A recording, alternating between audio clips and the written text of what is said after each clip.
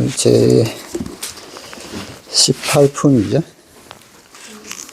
일체 동관분 두 번째 시간인데요. 지난 시간에 열애가 갖춘 오안에 대해서 이야기했었죠. 유관부터 불안까지 5가지 눈을 가졌다고 했는데, 이 5가지 오안으로서 중생과 부처가 동등하다, 평등하다는 것을 권하는 것, 그게 일체의 동관분인데요. 여기서 일체라고 하면은 우리가 가진 자성, 곧 불성이겠죠. 부처님이 가진 부처의 성품, 불성과 우리 중생의 자성이 하나다. 그래서 생불불이 중생하고 부처가 둘이 아니라는 것.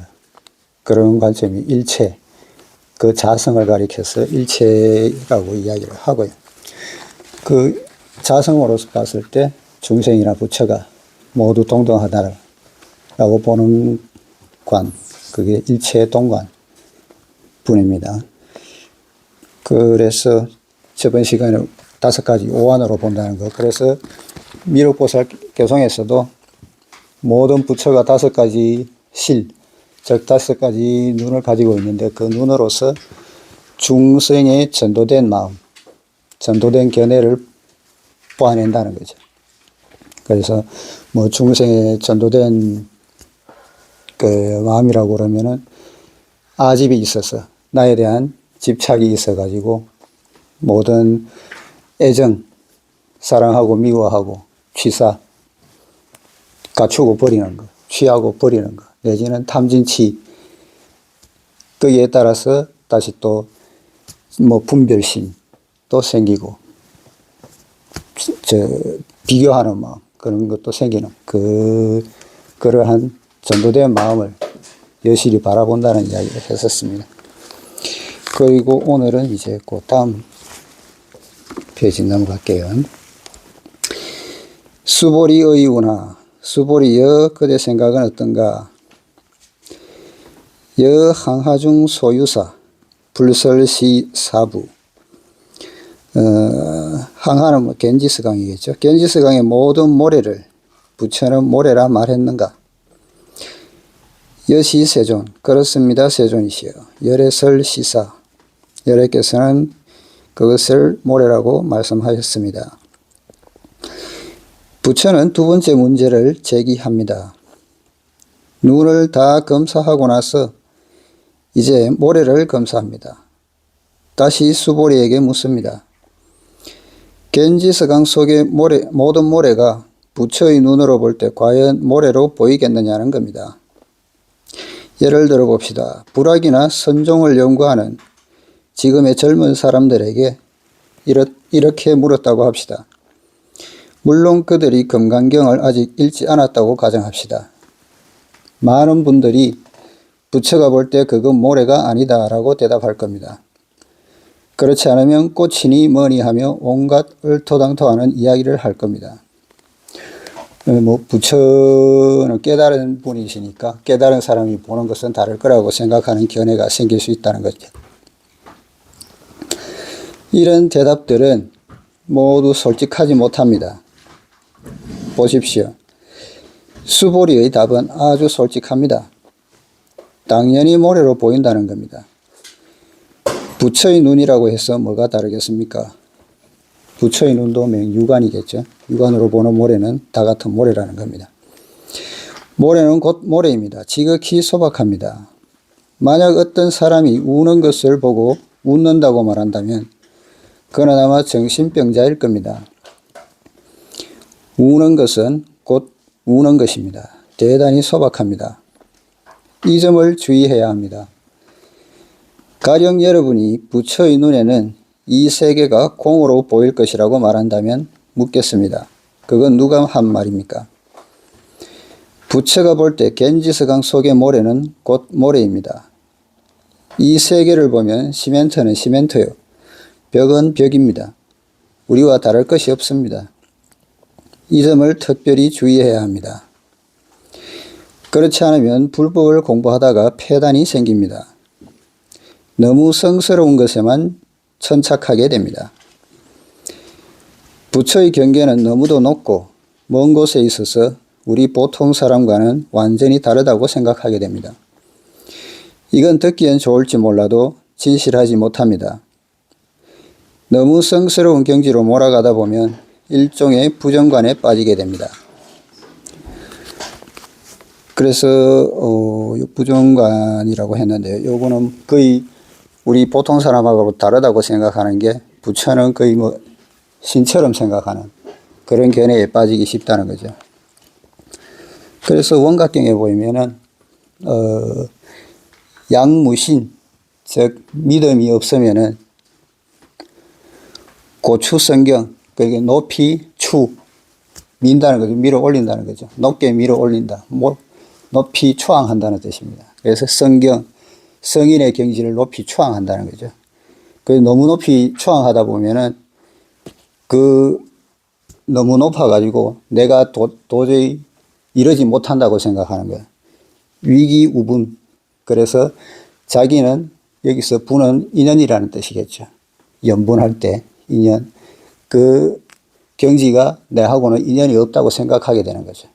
근데 보통 우리는 부처가 내고 내가 곧 부처라고 하지 않습니까? 그 말을 믿지 않는다고 한다면은 그렇게 추앙만 하다가 그렇게 이러지 못할 거로 지레짐작하게 된다는 거죠. 그런데 반해서 또 양무해, 지혜가 없다고 그러면은 기정상만, 정산만의 마음이 생긴다는 거죠. 그 교만한 마음이 생기고. 그런 생각이 생겨가지고 여불균동, 그 균은 고를균자입니다. 같을동자고요. 여불, 부처와 같다고 동등하다고 생각하게 되는 거죠. 지혜가 없어버리면. 부처가 내고 내가 곧 부처라고 하니까 내가 곧 부처인 줄 아는 거죠. 깨닫지 않은 상태에서. 그렇게 되면은 교만심이 생긴다는 겁니다. 그러면은 내가 부처이니 내가 어떻게 하더라도 내가 하는 거는 곧 부처의 행위요, 부처의 생각이라는 거죠.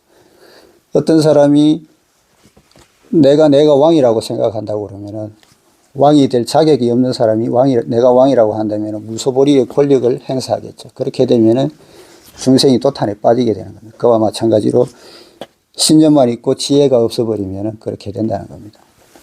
그래서 어리석은 사람이 신념이 생기면 무섭다고 하는 게 그런 이치겠죠. 그래서 부정관에 빠지게 된다는 겁니다. 부정관이란 바르지 못한 사유요, 바르지 못한 생각으로 여기에 빠지다 보면 이상해집니다. 금강경을 능단 금강반야바람일다라고 하는 것도 이 때문입니다.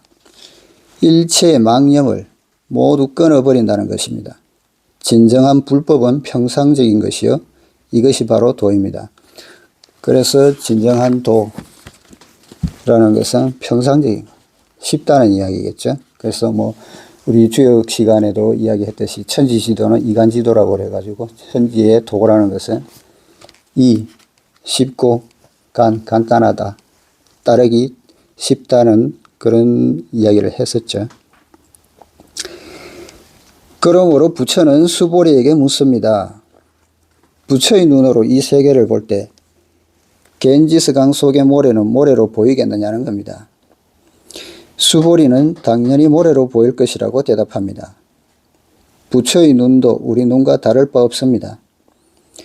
모래는 곧 모래입니다. 부처도 더위를 타느냐고요? 만약 부처가 여기에 와 계신다면 이렇게 말하면 될 겁니다.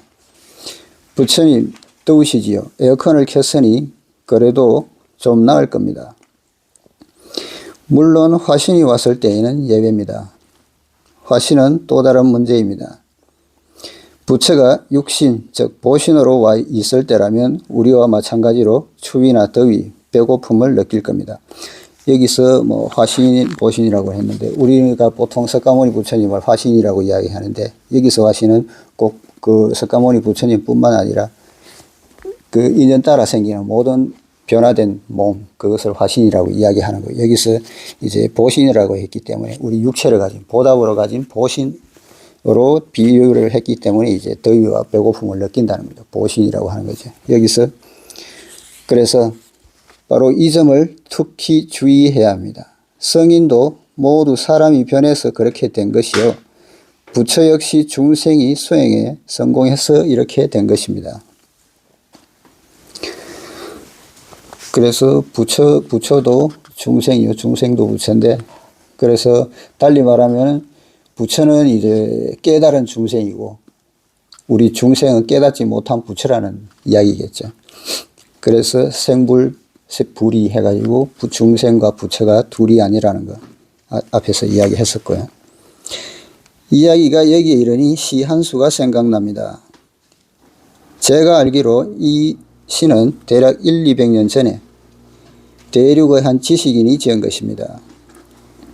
그 사람은 신선을 만나기 위해 대만에 와서 의란의 한 산 위에 이르자 절벽에 서서 이 시를 지었다고 합니다. 33천 천중천 33천이 하늘이 겹쳐져 있고, 이 중자는 이제 무거울 중자인데 겹쳐져 있다, 겹치다, 겹쳐지다, 뭐 그런 포개다 이런 뜻도 있습니다. 그래서 청청이 겹쳐져 있는 것을 이야기할 때 중이라고 이야기를 합니다. 백운이면 유신선, 흰 구름 속에 신선이 있네. 속리자에 얼굴면제 해가지고 이면이라고 그러면 속 안이라는 뜻이겠죠. 신선 본시 범인주, 신선은 본래 범인이 된 것이요. 지파 범인 심불견, 단지 범인의 마음이 굳지 못할까 염려하도다. 왜 이 시를 언급하고 있을까요? 부처 역시 범인이 수행해서 이르게 된 것이므로 지극히 평범하다는 사실을 말하려는 겁니다. 부처는 겐지스강 속의 모래를 하나하나 아주 또렷이 봅니다. 아래에 부처의 세 번째 문제가 이어집니다. 수보리 의구나. 수보리여 그대 생각은 어떤가? 여일 항하 중 소유사. 항하 속의 모든 모래, 소유는 있는 바 모래이기 때문에 소유라고 하면은 일반적으로 모든으로 해석해도 무방합니다. 모든 모래가 유여시 사등 항하, 이 모래수와 동등한 수의 항하가 있다면 시제 항하, 이 모든 항하, 모든 모래수만큼 불세계 여시, 불세계가 이와 같다면 영위다부, 많지 않겠는가? 심다세존, 많습니다 세존이시여. 부처가 수보리에게 묻습니다. 그대 생각은 어떤가? 인도 겐지스강 속의 모래는 그대가 볼 때 많지 않겠는가? 가령 매 하나의 모래가 하나의 세계를 대표하며 여시사등에서 등은 또 하나의 구절입니다. 즉 모래 하나리 하나의 세계를 대표하는데 매 세계에는 겐지스강의 모래수만큼이나 많은 겐지스강이 있습니다. 그리고 이 모든 겐지스강 속에는 수많은 모래가 있으며 그 모래 하나하나가 하나의 세계입니다. 그러니 세계가 얼마나 많겠습니까? 그 수는 이루 다 말할 수도 표현할 수도 없습니다.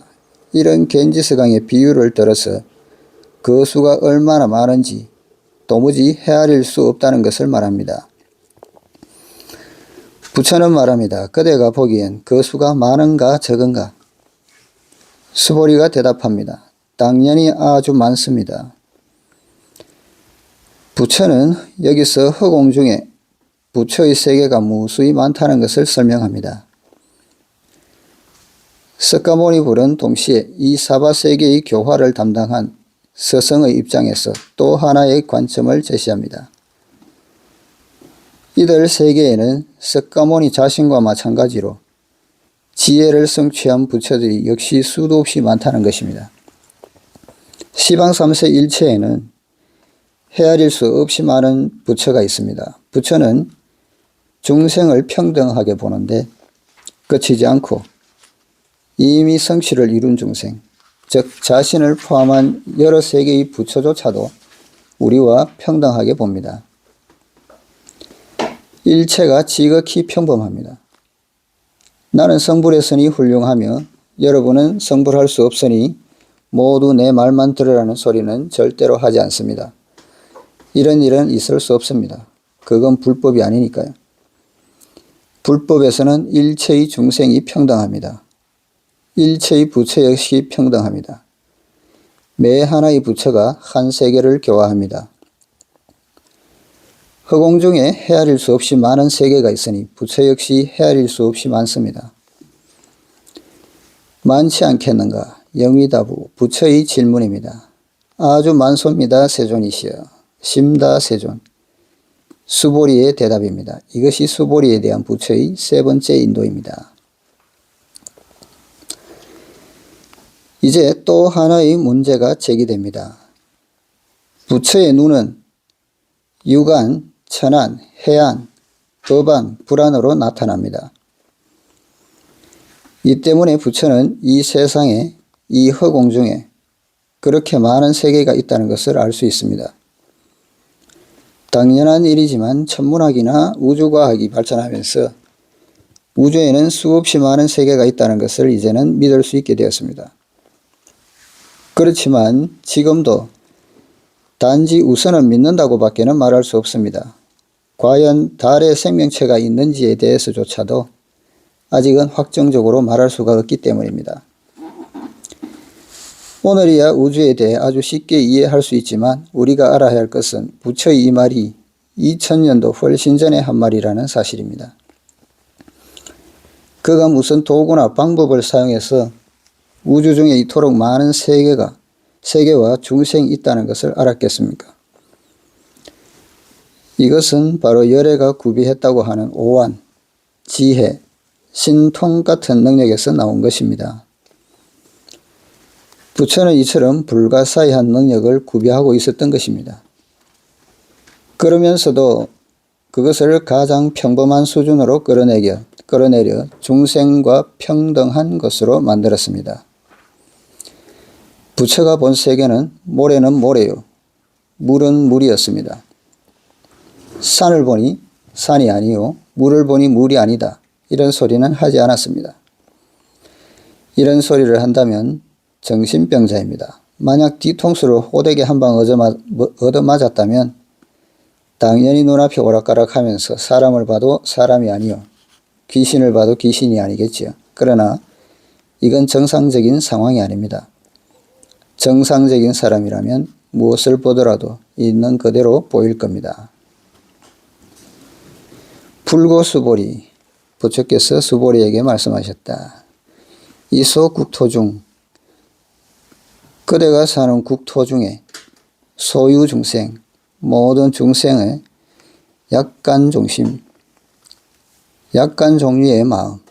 약간은 우리가 보통 쓰는 약간은 소수의, 적은 수의 그런 뜻인데, 이 약간은 정해지지 않은 수량을 의미하기도 합니다. 그래서 각종의 마음이겠죠. 중생들의 각종의 마음. 열애 실지, 열애는 모두 안다. 이 구절에서 부처는 다시 몇 가지 문제를 제기합니다. 표면상으로는 우리에게 아무런 결론도 내려주지 않습니다. 그렇지만 결론이 어디 있는지는 여러분 스스로 알아야 합니다. 후에 선종에서 금강경을 높이 친 것도 바로 이 때문입니다. 금강경 속의 많은 부분이 모두 화두이기 때문입니다. 화두는 곧 문제입니다. 언뜻 보기엔 쉽게 이해할 수 있을 것 같지만 실제로는 아득해서 아무것도 이해할 수 없습니다. 이건 역시 우리에게 지극히 큰 계시를 줍니다. 한눈에 보고 스스로 모두 이해했다고 생각하지만 결과는 아무것도 이해하지 못합니다. 저는 젊은 사람들에게서 이런 문제를 종종 발견하곤 합니다. 전에 그 책을 읽어보았는가? 읽어보았습니다. 정말인가 하고 붙들고 꼼꼼히 물어보면 그는 이해하지 못하고 있습니다. 처사에 있어서도 마찬가지입니다. 많은 사람들이 인생을 아주 쉽게 생각하지만 잘못하는 게 수없이 많습니다. 세상에 간단한 일이란 없습니다. 모두 화두입니다. 보시다시피 우리는 지금 생각나는 대로 이것저것을 끌어다 대고 있지만 대부분 결론도 없습니다. 여러분 스스로 뛰어들어 찾아내야 합니다. 이건 역시 화두입니다. 그렇지만 부처는 거기에 대한 답을 제시하기도 합니다. 이 답은 이해하고 생각해서 얻을 수 있는 것이 아니라 정의 지혜 속에서 진정한 수지의 체험을 통해 얻을 수 있습니다. 불법은 구름 잡는 것이 아니라 닦아서 얻는 실질적인 것입니다. 이제 부처는 다시 네 번째 문제를 제기합니다. 수보리에게 말합니다. 그대가 생각하는 국토 중에 이 소국토 중 여기서 말하는 국토는 세계가 아닙니다.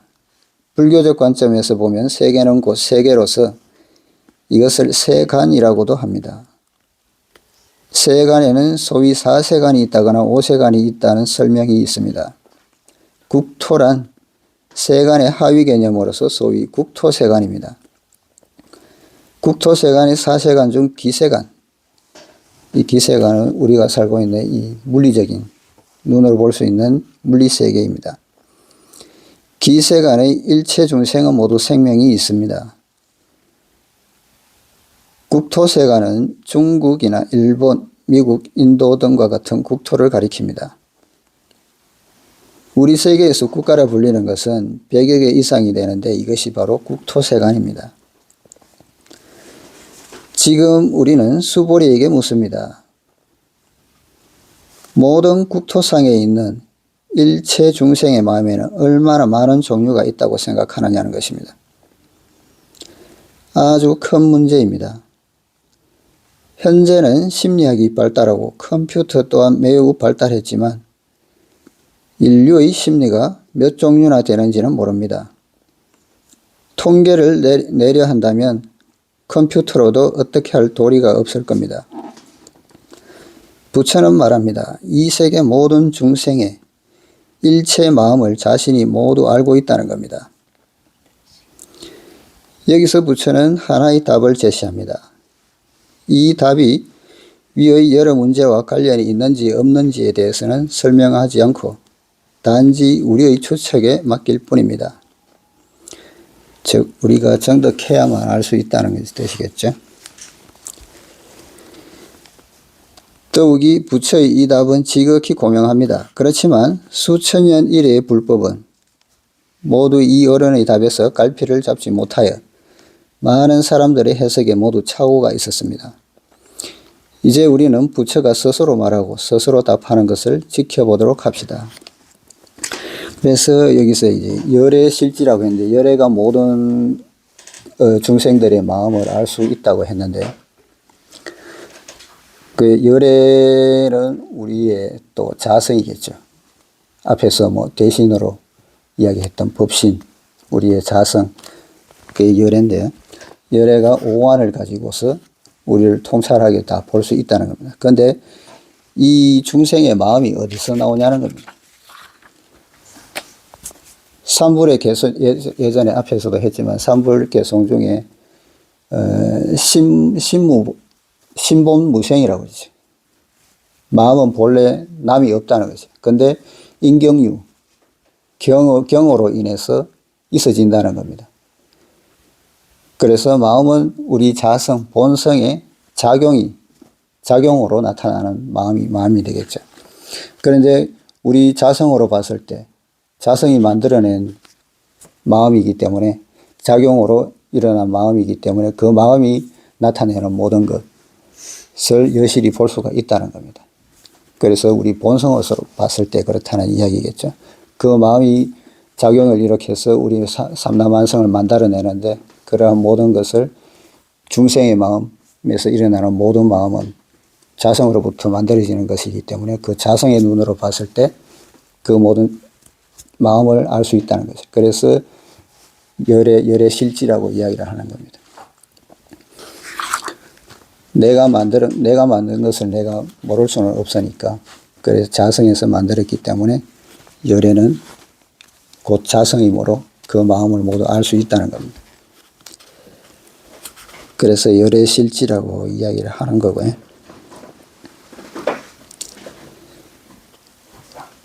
하이고 왜냐하면 열애설재심 열애가 말한 모든 마음은 계위 비심 모두 마음이 아니며 심영위심 그 이름이 마음이기 때문이다.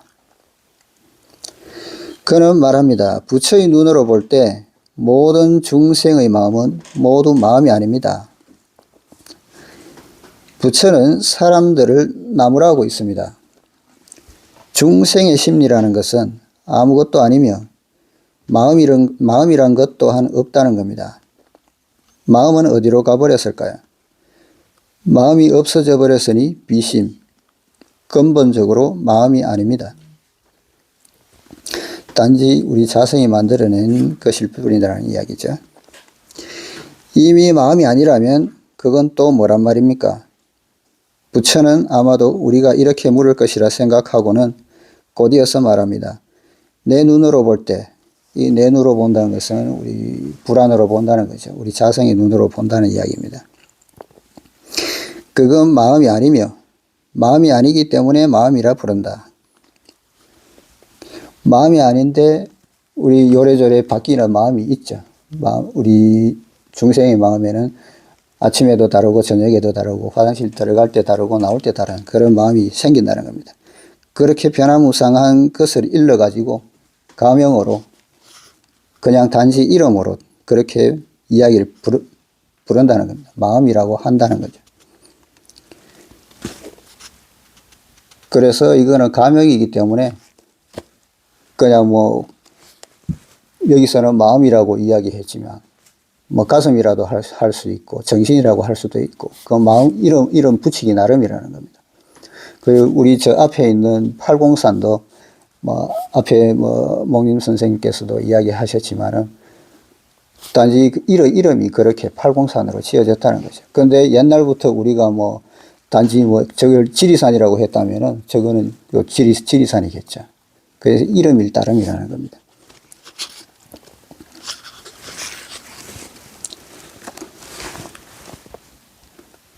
그래서 마음이 아니기 때문에 마음이라 부른다. 부처는 말합니다. 세상 일체 중생의 마음을 내가 모두 안다. 수보리가 미처 묻기도 전에 그는 다시 말합니다. 일체의 사람 마음은 모두 마음이 아니다. 그렇지만 그는 일체 사람의 마음이 인심이 아니라고는 결코 말하지 않습니다. 중생의 마음은 인심에 국한되지 않습니다. 개든 소든 개미든 작은 곤충이든 이들 일체 생명의 마음, 즉 일체 유정물의 마음은 모두 마음이 아니며 그것의 이름이 마음이라는 것입니다. 금강경은 처음부터 일체의 중생이 아집을 갖고 있다고 말합니다. 나에 집착하는 거죠. 중생은 이것이 나이며 내가 존재한다고 생각합니다. 그리고 이 나라는 현상에 너무도 집착합니다. 또 나에게 마음이 있다고 생각합니다. 그래 이렇게 저렇게 바뀌는 마음이 곧 내 마음이라고 생각한다는 거죠. 자신의 모든 망상과 분별의식, 번뇌 등 일체의 실제하지 않는 이런 것들을 진실한 것으로 생각합니다. 이게 왜 진실한 것이 아니냐면 자성의 작용으로 생겨난 마음에 인연 따라 생겨진 마음에 이 분별심이 생겨가지고 이것이 망심으로 변해버리는 이 망심은 헛된 망상이라는 거죠. 환영이라는 겁니다. 그래서 이러한 우리 마음이 만들어낸 이런 모든 분별의식 내지는 번뇌 같은 것들은 곧 망심이 만들어내는 것이기 때문에 실제하는 것이 아니라는 거죠. 진실한 것이 아니라고 생각하는 겁니다. 그래서 근데 사람들은 이제 그 망심을 내 진짜 마음이라고 생각한다는 거죠. 사람은 또 일체 중생은 근본적인 오류를 범하고 있습니다. 우리의 일체 생각이나 심리, 의식의 변화는 모두 마음으로부터 일어나는 일종의 변화 현상일 뿐 진정한 마음이 아닙니다. 그렇지만 일체 중생은 이 변화에 사로잡혀 이것을 마음이라 생각합니다. 앞 시간에 만이보주 비유도 이야기를 했지만, 만이보주가 비춰내는 형형색색의 색깔이 진짜로 있는 걸로 생각해가지고 그게 진실된 것이라고 보고 만이보주를 보지 못하는 것, 그거를 이야기를 하는 겁니다. 그래서 그 형형색색의 색깔이 진짜라고 생각을 하는 거죠. 그 망상에 사로잡히게 되는 겁니다. 망념에 사로잡히게 되는 거죠. 그게 실제라고 생각하고. 불법을 배우는 사람들이 망과시에, 망과는 이제 저녁 수업 정도 되겠네요. 망과시에 매일 외는 구절이 있습니다. 날이 이미 지났으니 생명 역시 줄어들고 웅덩이 속 물고기 같으니 무슨 즐거움이 있으랴. 시일이과, 이 날이 이미 지나갔다는 거죠. 날이 저물었다는 겁니다. 명력수감, 생명 또한 따라서 감소하였다. 여소수어, 물이 적은 곳에 사는 물고기와 같아서, 이거는 어항에 사는 물고기나 작은 웅덩이에 사는 물고기나 그 정도 되겠죠. 사유하락, 이에 무슨 즐거움이 있으랴. 오늘도 이미 지나버렸으니 이 수명 또한 줄어들었습니다. 오늘이 지나가면 다시 올 수 없습니다. 젊은 시절이 지나가고 나면 이제 노년도 얼마 남지 않아 심한 비애감이 듭니다. 사실 모두 현상에 기만당하고 있습니다. 인생에는 영원히 끊이지 않는 내일이 있습니다. 그런데도 굳이 과거를 돌이켜볼 필요가 뭐 있겠습니까?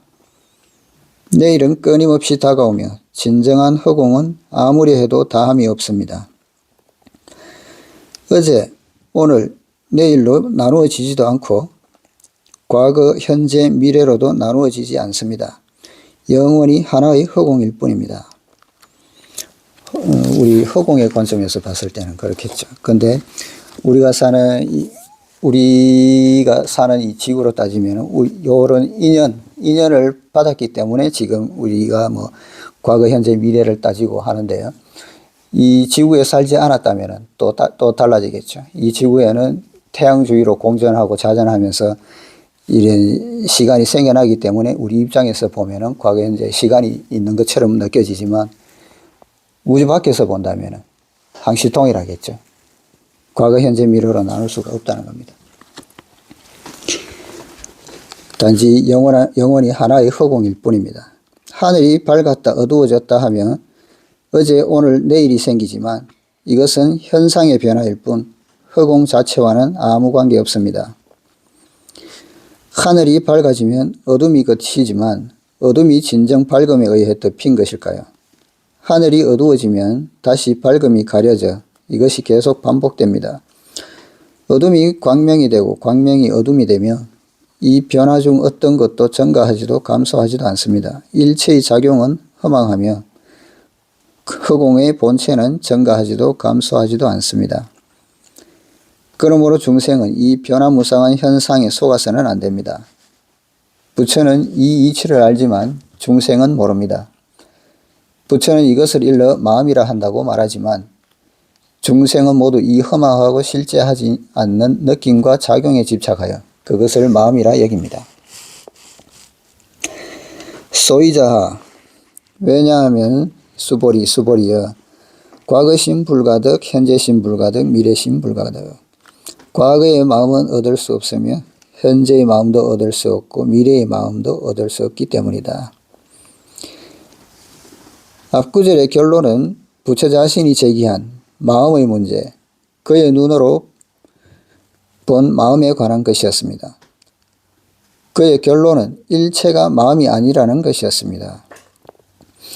중생의 일체 마음은 모두 변화 중에 있으며 그것은 시간이나 물리세계와 마찬가지로 영원히 멈추지 않고 영원히 파악할 수 없으며 영원히 과거입니다.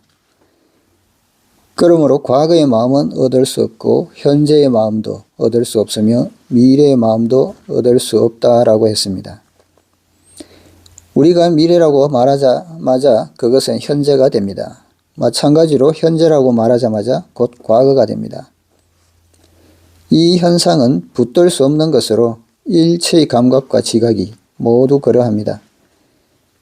그렇지만 중생은 이 이치를 이해하지 못해 한사코 얻을 수도 없는 과거와 현재, 미래에 머물고자 하며 그것을 붙들어 두고자 합니다. 그러므로 불법을 공부하는 분들은 특별히 주의해야 합니다. 여러분은 타자시 마음을 정에다 붙들어 두고자 하지만 이건 역시 착오입니다. 여러분은 다리를 털고 앉아 마음을 정에 머물게 하려고 하지만 타자를 끝내고 나면 그것은 이미 달아나 버립니다. 그러니 어디에다 머물게 할 수 있겠습니까? 이번 타자 시에는 아주 청정해진 것 같다고요? 그러면 뭘 합니까? 끝나고 나면 곧 사라지고 말 텐데. 과거도 얻을 수 없고 현재도 얻을 수 없으며 미래도 얻을 수 없습니다. 누가 청정이 지속되도록 해줄 수 있겠습니까? 청정도 얻을 수 없고 번뇌도 얻을 수 없으며 얻을 수 없는 것 또한 얻을 수 없습니다. 그렇다면 어떻게 얻을 수 있을까요? 얻을 수 없는 것, 그것이 바로 얻는 것입니다. 이처럼 평범합니다. 일반인들은 건강경을 해석하면서 반야가 공이모로 얻을 수 없는 것이라 생각합니다. 아주 비관적입니다. 공은 얻을 수 없는 것이기에 공이 아닙니다. 공은 부단히 다가오는 것입니다. 이 때문에 부처는 세상의 일체 것이 모두 유의법이라 말합니다. 유의법은 모두 실제하지 않습니다. 유의법의 본체는 무위이며 유의는 그 작용입니다. 그래서 모든 유의법은 생멸한다는 거죠. 나고 없어지는데 생멸이 부단히 변화하기 때문에 존재하지 않는다는 이야기죠. 그래서 공이라는 이야기를 합니다. 완전히 유무 있다 없다에 없는 것이 아니고 부단히 생멸 변화하기 때문에 공이라고 이야기를 하는 거겠죠.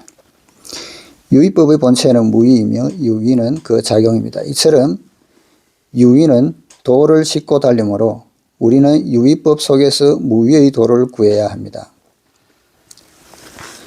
그래서 앞에서도 이야기했지만 금으로 그 그릇을 만들더라도 그 금으로 인해 그 그릇을 보고 그 본질인 금을 빻아내야 한다는 거죠. 여기서 비유해 보면은 그 그릇은 유위가 되겠고 금이라는 본질은 무위가 되겠죠. 일체의 수지는 모두 작용이 없는 것이기 때문입니다. 결코 유의법을 단절시킨 후에야 도를 정득할 수 있다고 생각해서는 안 됩니다. 그래서 그 금으로 된 그릇을 그 금을 보기 위해서 깨뜨려 버리고 그것을 깨뜨려 가지고 금을 찾아낸다는 것은 아니라는 거죠. 그 유의를 떠난다는 것은 그걸 깨뜨리는 것이 아니고 그 자체를 보고서 유의법을 본다는 이야기를 하는 겁니다. 유의법은 본래 무위 가운데 있는 것이므로 무위의 도는 유위의 현상 속에서 관찰해야 합니다. 이렇게 뚜렷이 관찰할 수 있어야 비로소 도를 볼 수 있습니다. 그래서 불법이 일상생활을 벗어나지 못한다는 것이 이 일상의 유의법을 통해서 불성의 무의법을 알아낸다는 거죠. 그래서 일상생활이 곧 무의를 찾아내는 길이라는 이야기를 하는 겁니다. 그래서 우리의 생활을 벗어날 수 없다는 거죠. 유의법은 끊임없이 생겨나므로 유의에는 한계가 있을 수 없으며 생멸 또한 없어지지 않습니다. 생멸하는 마음을 단절해버려야 도를 정득할 수 있다고 생각하는 것은 모두 사견입니다. 그래서 이 그릇을 깨뜨려 가지고 금을 찾아내려고 하는 것은 사견이라는 거죠. 그것은 진정한 불법이 아닙니다. 소위 말하는 연기성공, 성공연기가 바로 여기에 있습니다. 이것이 금강경의 핵심 중 핵심입니다. 이 점을 뚜렷이 하지 않으면 전체 불법이 사견이 되고 단견이 되고 맙니다.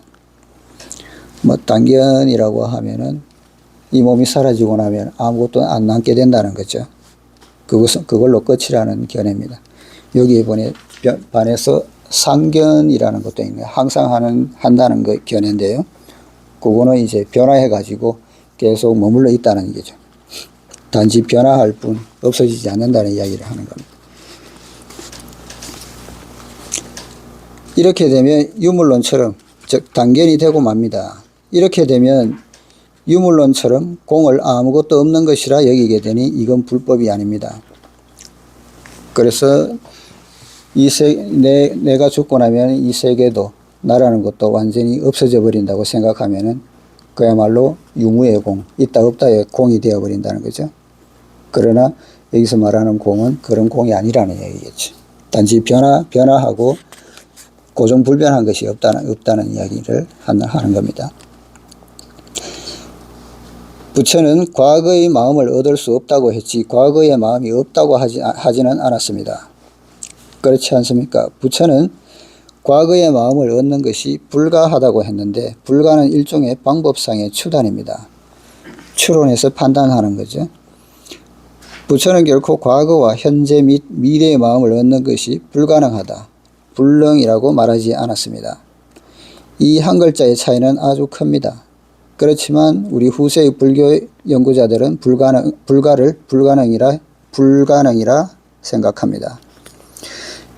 불가라고 하면은 보통 우리가 뭐 쉽게는 그냥 뭐 할 수 없다로 이야기하는데 불가라고 하면은 보통 가는 가하다, 가하지 않다. 그래서 불가는 가하지 않다.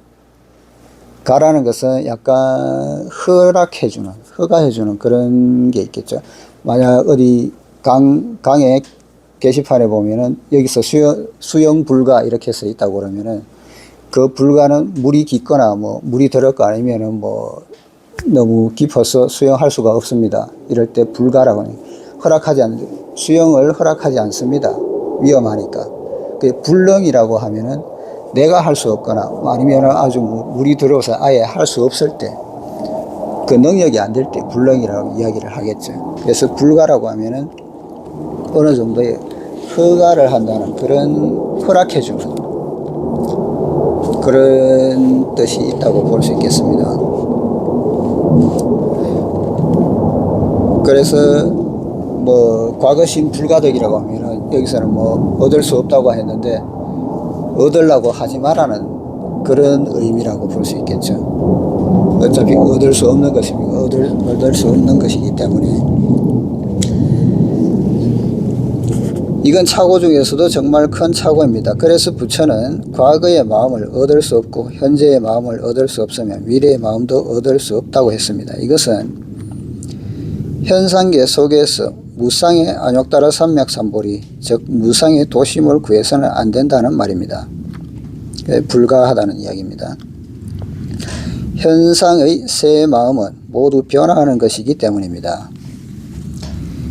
고명한 법사나 대사들은 중생을 인도하면서 왕왕 새 마음을 단절시키는 방법을 사용하기도 하는데 이것은 초보적인 공성을 잘 이해시키기 위함입니다. 단지 방편으로 그래야 한다는 거죠. 붙들어서는 안 되는 과거의 마음을 버리고 오지도 않은 미래의 마음을 막으며 현재의 마음에 머물러 있다가 이것을 버리기만 하면 됩니다. 당하적시입니다. 여기서 당하는 지금 현재, 바로 지금이 바로 그것이라는 이야기입니다. 버리기만 하면 된다는 것은 또 무엇일까요? 이것은 공도 아니요 유도 아닙니다. 이것을 뚜렷이 알 수 있을 때야 비로소 시작할 수 있습니다.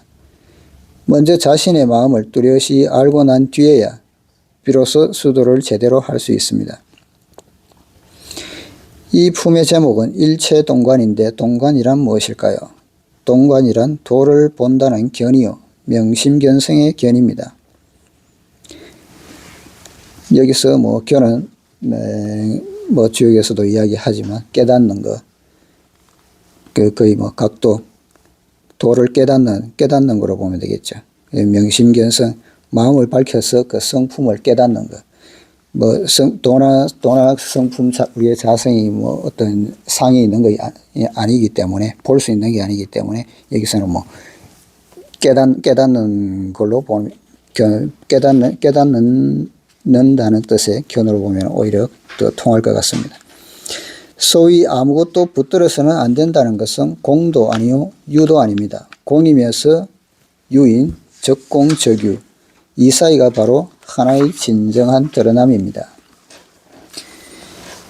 유에 임해서는 유가 되고 공에 임해서는 공이 되니 대단히 평범합니다. 비애를 느낄 때는 느끼고 비애가 지나가면 공이 됩니다. 공이 되고 나면 이 현상을 붙들어서는 안 됩니다. 그렇지만 이 현상이 결코 없는 것은 아닙니다. 비애가 지나가면 뒤이어 반드시 환희가 옵니다.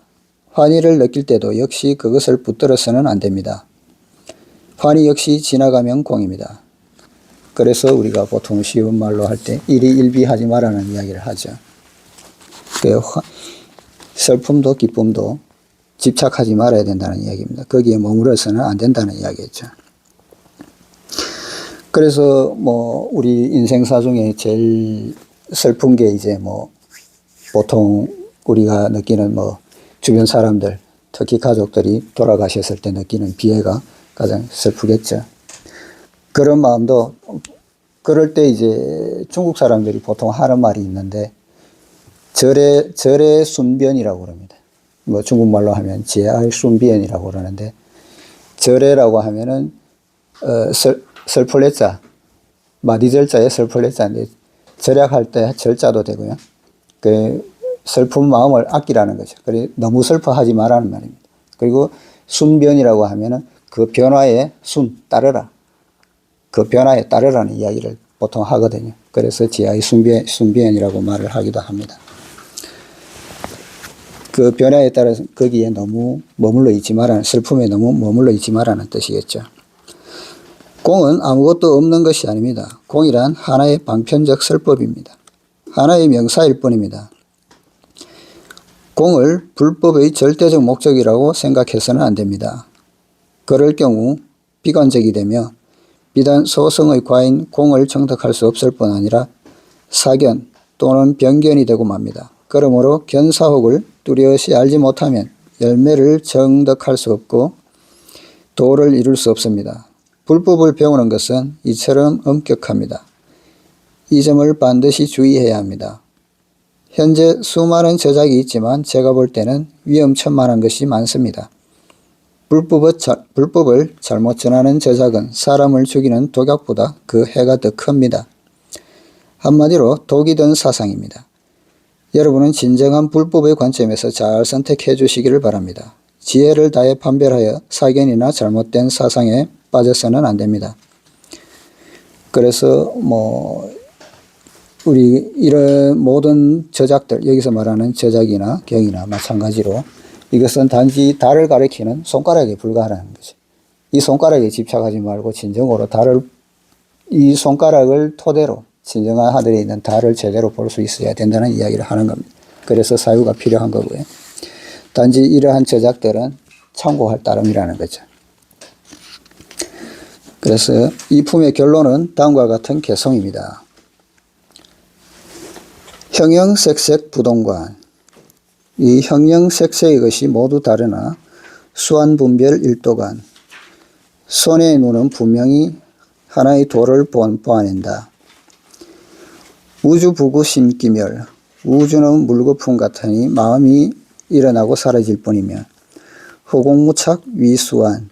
허공은 붙들 수 없으니 누굴 안정시키랴. 형형색색의 것이 모두 다르나 형형색색 부동관. 형형색색 물리세계의 각종 현상은 동일하지 않습니다.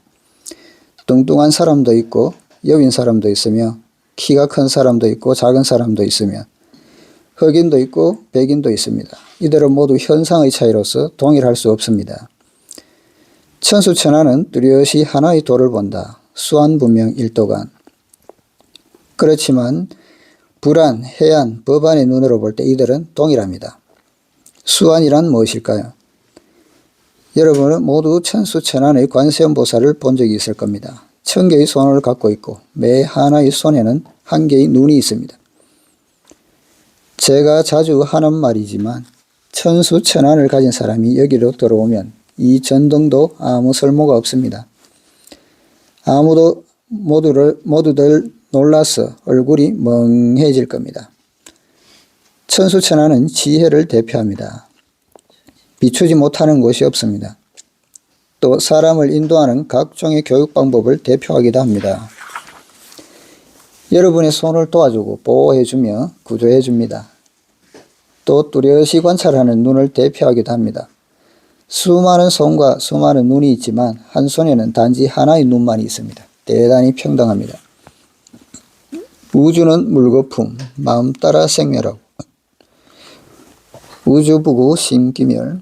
매 하나의 우주, 매 하나의 세계는 마치 큰 바다의 물방울과 같습니다. 우주는 자성의 마음에 일어난 작용에 불과합니다.